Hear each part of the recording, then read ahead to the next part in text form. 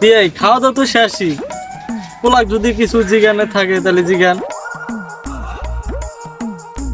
ওর তো মেলা কিছুই আছে বাইশটা, তাহলে তুমি জিগাও। না কাকা, আপনি মুরব্বী মানুষ, আপনি কন। বাবা তোমার নাম কি?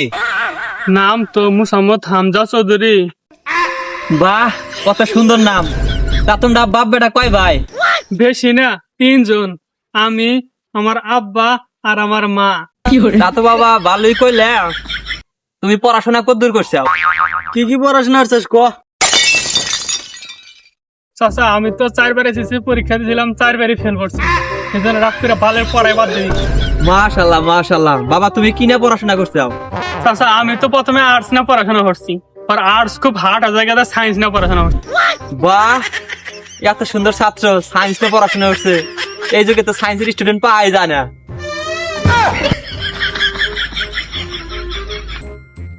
আমার ছেলে বলে কথা, পত্র এলাকার ভিতরে আমার ছেলের মতো একটা ছেলেও পাইবেন না, খোঁজলা দেখেন।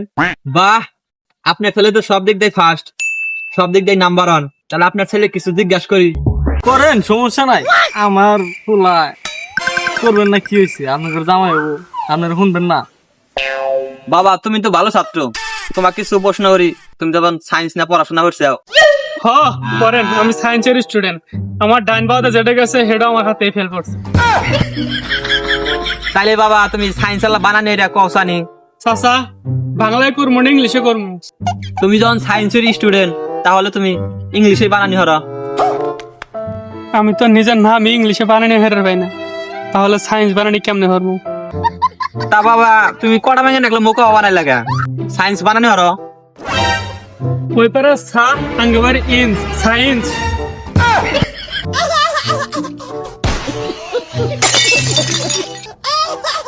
চাচা এটা তো শিক্ষিত বলা না, শিক্ষিত নামে মূর্খ। এ তো কিছুই পড়া পায় না, পুরা খ্যাত। এ পোলাতে মেয়ে বেদন যাও না, চলেন যাই গিয়া।